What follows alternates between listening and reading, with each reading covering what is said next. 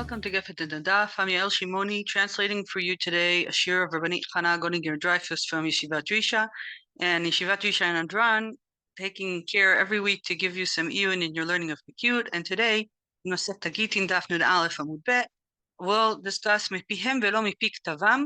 This is a very important sugya, touching on basic ideas in Edut. What exactly happens in Edut? What is the meaning of Edut?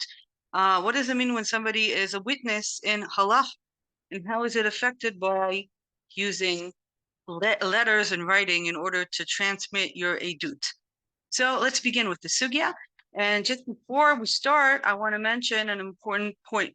There is a famous machloket between the Ramban and the Rambam about whether or not a shtar is midoraita or midorabanan.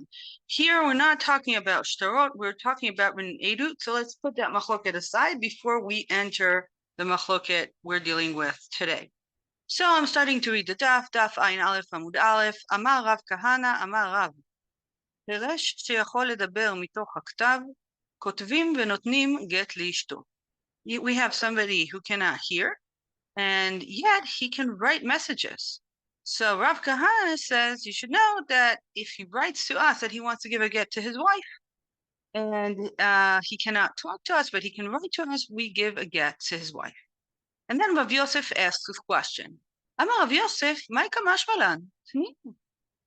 השתתק ואמרו לו, נכתוב גט לאשתך, והרכין בראשו, בודקין אותו 3 פעמים, אם אמר על לאו, ועל הן, הרי אלו יכתבו ויתנו. Rav Yosef asks, I don't understand, Rav Kahana. Why are you telling us this? This is learning something which is pshita, learned directly from a Mishnah. There's a Mishnah saying that if somebody cannot talk anymore, he talked before, and now he stopped talking, and we ask him, do you want us to write a get to your wife? And he's nodding his head. So we check if he nods his head on things that he really wants. We check him, yes, no, and if it really repeats itself 3 times that he says yes, yes, and a no, no, then we accept his nodding as a yes, and we writing a get for his wife. So Rav Yosef is asking, what is the difference between this halacha from the Mishnah to what Rav Kahana said? Because assuming that an Amorah will not say something which is already written directly in the Mishnah. And then Rabbi Zera answers Rav Yosef. Amar le Rabbi Zera, אילם כאמר, תנא אילם, דתניא, מדבר ואינו שומע, זהו חירש. שומע ואינו מדבר, זהו אילם, וזה הרי הם כפיקחין לכל דבריהם. So Rabbi Zera says, it's not exactly the same. The Mishnah spoke about somebody who cannot talk, and Rav Kahana spoke about somebody who cannot hear. It's not the same kind of problem. Somebody who cannot talk, so we know that he has understanding. He had understanding before, and now we're checking if he can communicate.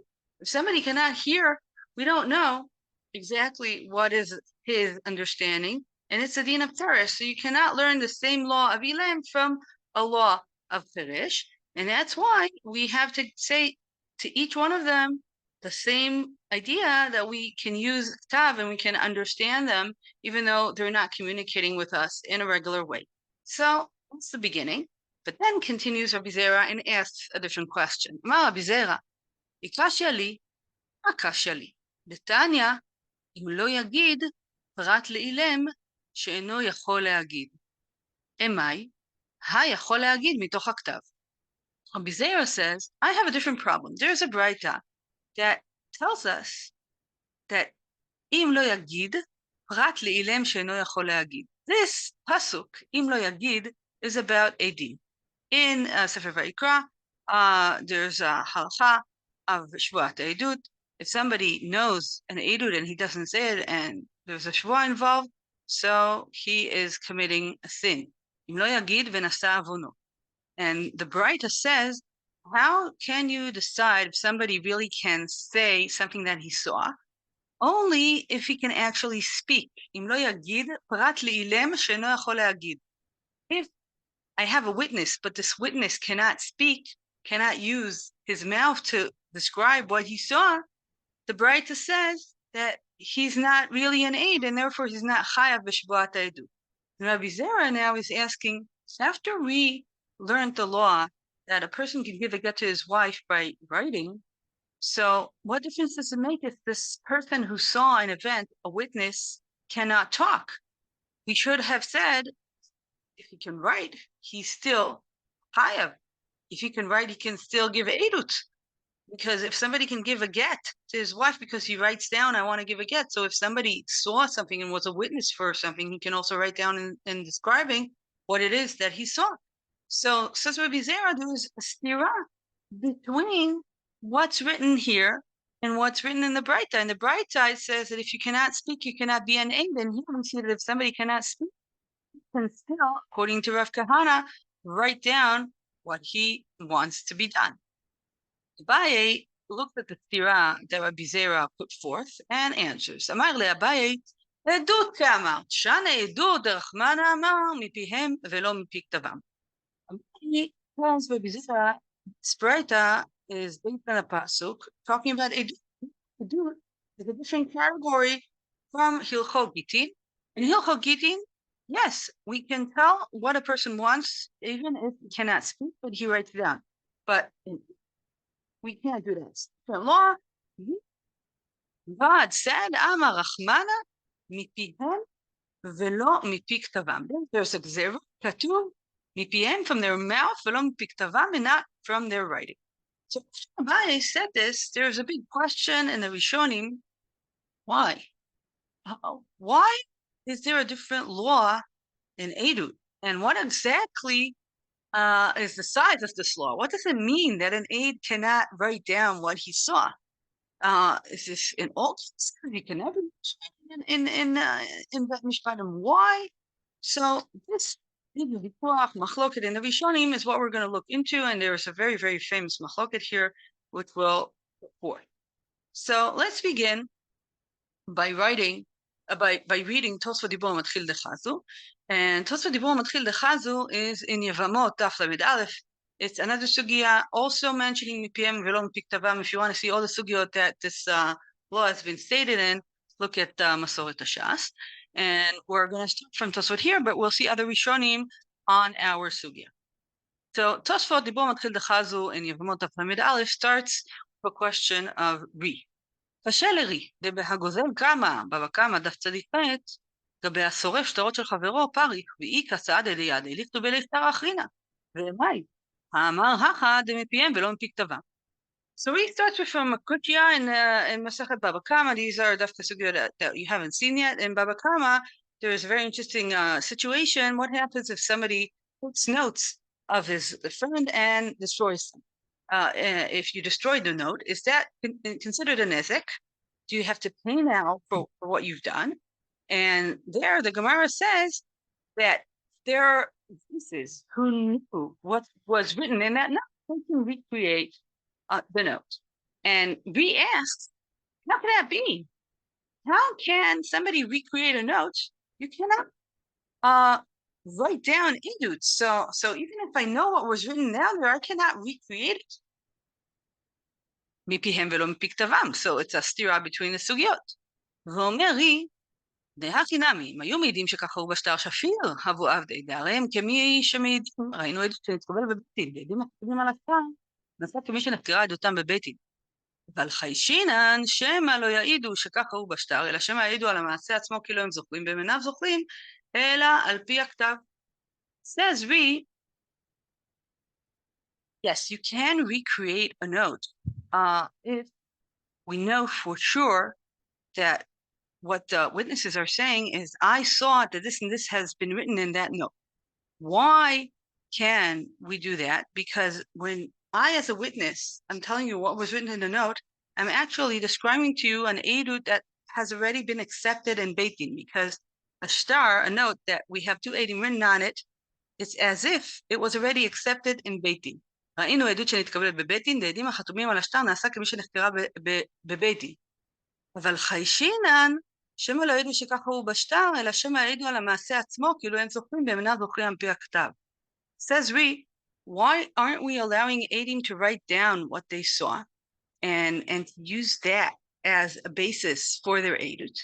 Because, says Ri, we're afraid if a witness will write down what he saw, he'll forget.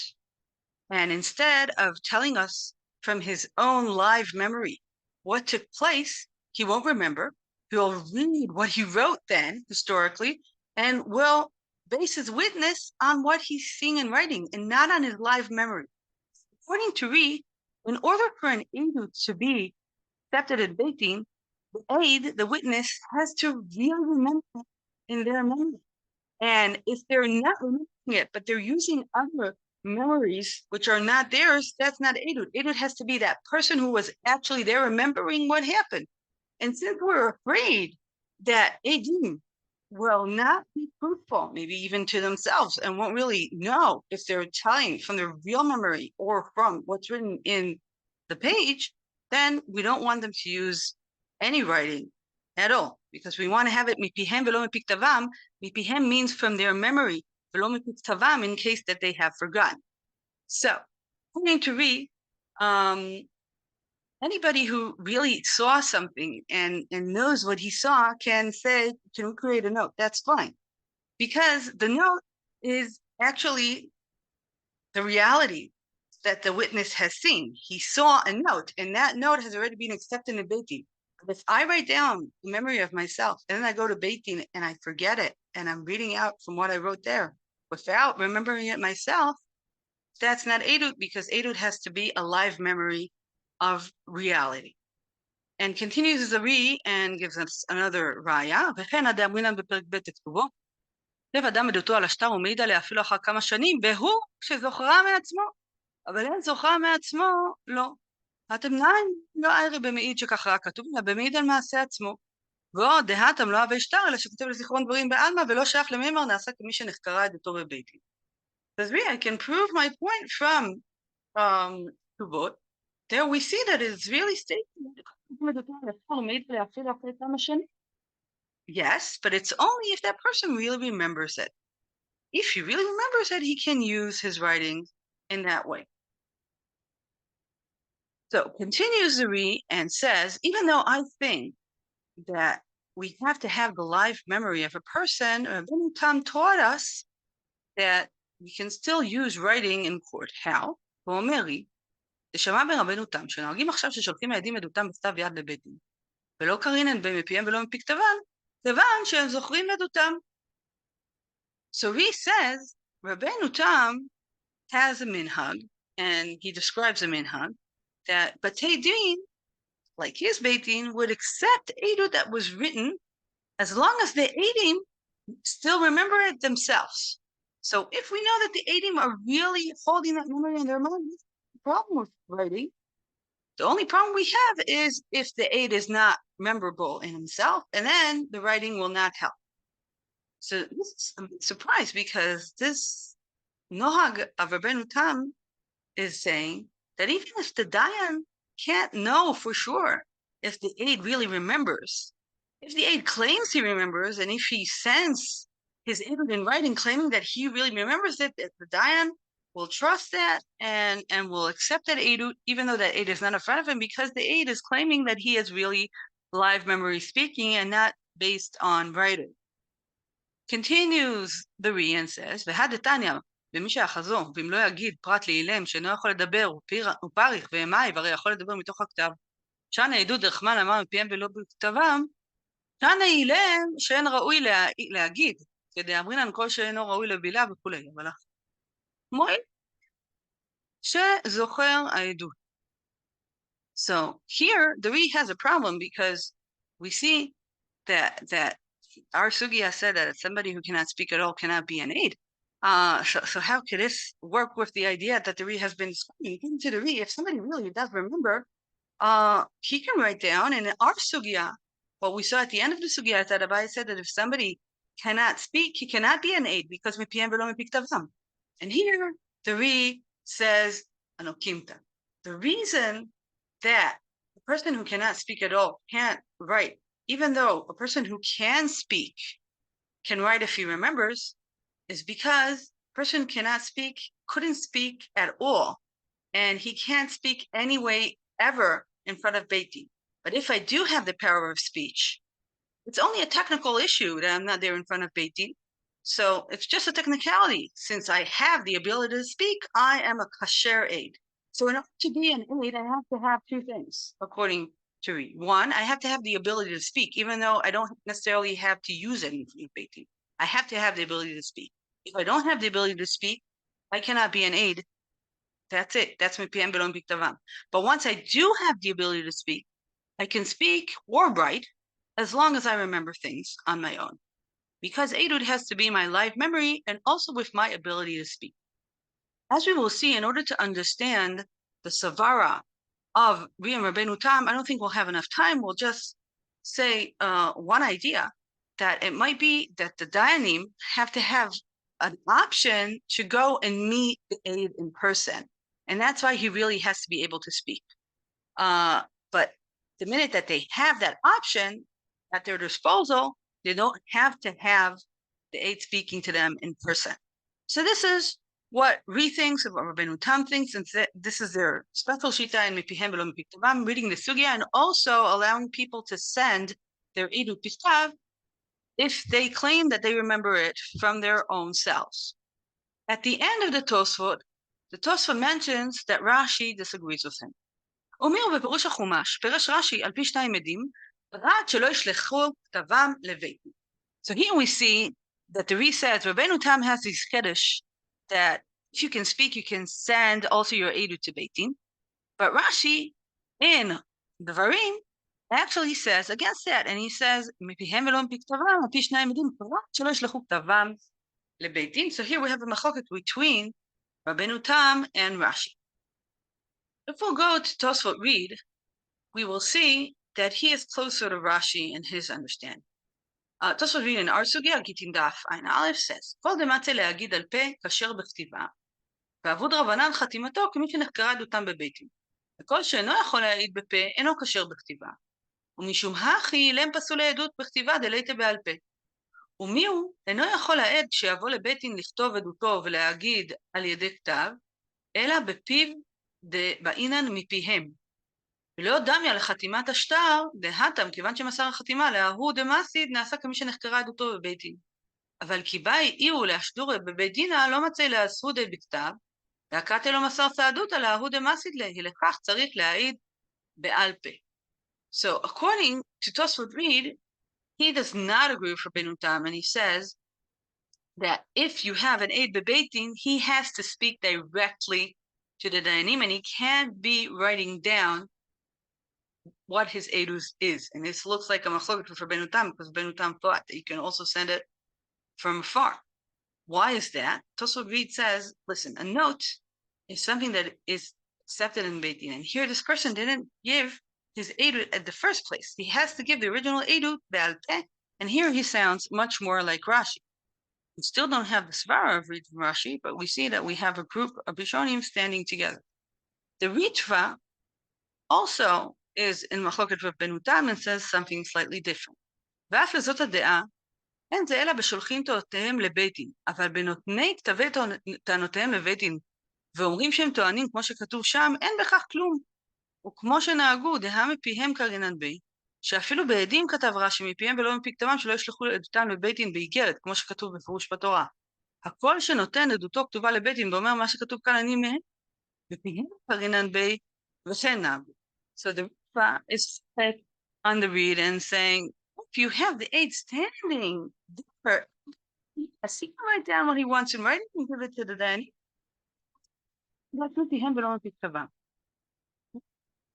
Meaning of this machloket of the reed and the Ritva inside of Rashi. So before we try to understand this svara, let's look again at the deot we saw here. On one side, we have Rabbeinu Tam. Rabbeinu Tam saying, if you remember what you saw, you can send your edut to Beit Din, and that's considered mepihem v'lo mepik tavam, because mepihem v'lo mepik tavam is talking only about your memory. You have live memory, everything is fine. You can send your edut to Beit Din. Rashi said, no, you have to speak directly to the dayanim. And here we have a machloket between the reed and the ritva, originally with Rashi, but different nuances. And these different nuances will give us different savara. According to the reed, you're in Beit Din. First of all, you have to come to Beit Din. Once you're in Beit Din, you also have to speak to the dayanim. And according to the ritual, so not just to be in Beit Din, and then you can hand the Dayanim a letter and say, what I saw is written here. Read this, and then if you want, you can ask me questions. But I'm giving my Edut B'Stav. The meaning of these two different nuances in Rashi. Why does a person have to come and still he can give his writing in? And the read thing, no, he can never give his writing in. And I think if you look at this, the read works better than the read, because the read says, listen, it has to be your mouth. You have to come to Beit Din and you have to actually speak to them. So let's think about different svarot and see if we can understand read and ritva. So I have here 3 different svarot in the Shita of Rashi, and they can help us understand the read and the ritva. The svara is the svara of the Khatam Sofer, and he says the following. Why can't we have writing in Beit Din? אם יכתבו, says the Khatam Sofer, יכולים להמתיק שקר תחת קו קולמוס, ועל כן מפיהם ולא מפי כתבם. Says the Khatam Sofer, it is easier to lie when you're writing than lying when you're speaking. When you lie, you have time. If you're smart, you can twist your words around to create a lie, and it's much harder to notice that. So if we take the svara of the Khatam Sofer, I think it works much better with what the Reed said. The Reed said in the Shita of Rashi, when Rashi says you can't send writing to Beit Din, he means even if I'm there in Beit Din, I can't give them also words. Why? Because writing is always more cunning than speaking, and it is much harder to notice nuances of truth in writing. You can hide lies in writing. And this svara of the Khatam Sofer is a good explanation to the Shita of Rashi according to the Reed. Let's continue to the next svara, the svara of the Tumim, and see if it works with the Reed or if it's working with the Ritva. Ve'eino dome, says the Tumim, riyat panim, ve'eino me'iz, v'tiva befanav, de'me'iz u'me'iz. Says the Tumim, when somebody lies, it's not only a matter of being cunning. You also have to have guts to lie, because it's a lie. And the hardest lie is when you're looking at somebody's eyes face to face, lying in his face. So according to the svara of the Tumim, I think I can understand the Reed better, because the Reed says you have to speak all the way, because we don't only want to check that you're not cunning, we want to have you look at the eyes of the Dayanim and be able to say the truth in front of their eyes. Just the eye contact will create a truth-saying situation. But still, the Tumim can help us maybe understand also what the Ritra says. If I come to Beit Din and I give the Dayanim and I tell them, what I saw is here in the writing, that also is calling for guts. And maybe if the main svara is the Tumim, we can also understand the Ritra. Let's look at the third svara that the Khatam Sofer in a different place offers this svara instead of the first svara. And I think the last svara can help us really understand the Ritva, as opposed to the 2 other svaras that worked better with the Reed. The third svara says the Khatam Sofer, Pashut delo sheach drisha v'chakira be'edut al pi ktavam. Khatam Sofer says, if somebody sends you writing and he's far away, you cannot cross-examine him. You cannot do drisha v'chakira. And that's why we don't have to have writing sent in Beit Din, because the Dayanim have to have the option to cross-examine the aid, the witness. And if this is what the main reason is for Mepihem V'lo Mpi Ktavam, when I come personally to court and I give my edut in court, court can actually cross-examine me. Why am I offering writing? Maybe it's hard for me emotionally to say everything, and I want to have everything written and organized. So that's why I give the court my witness in writing. But then there's going to be a conversation continuing between me and them. And that's why writing in court is something that is optional, and I can use it, and it will not destroy my witness saying, because there's always an option of the Dayanim to cross-examine me.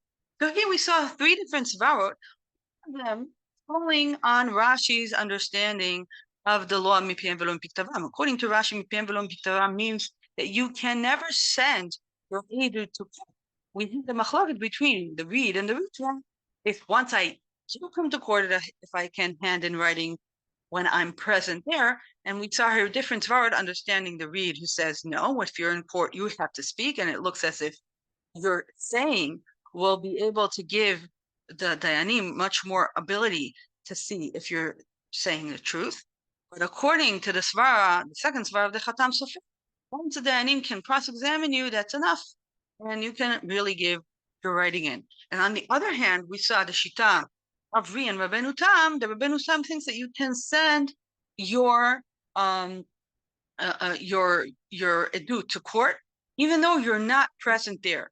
And as I said before, it's a little harder to understand Rabbanit Tam. And I want to offer using the same savara of the Khatam Sofer and saying that has the theoretical option to see you and meet you and actually cross-examine you, even if it's not right here, right now, it's somewhere in the background that might be enough to have your edut standing. Even though after we saw these svarot, it sounds as if the Shita of Rashi is much easier to understand and to hold by when it comes to understanding what edut is, and the fact that edut is not only telling what happened, but it's also being in a situation that somebody else can cross-examine you and get the feeling that what you're saying is in truth the truth. So today we were learning these are sugiyot regarding Beit Din and regarding how judges are very much important in telling whether or not edut is something that we can use or can't use. And according to the law, there has to be some kind of an interaction or an option of an interaction between the court and the aid. So, Be'ezrat Hashem, it is time to pray for all of the dinim that we have now in Chodesh Av to be resolved, and Be'ezrat Hashem, may we be blessed in Yeshuot v'nechamot b'mera b'yameinu, Amen.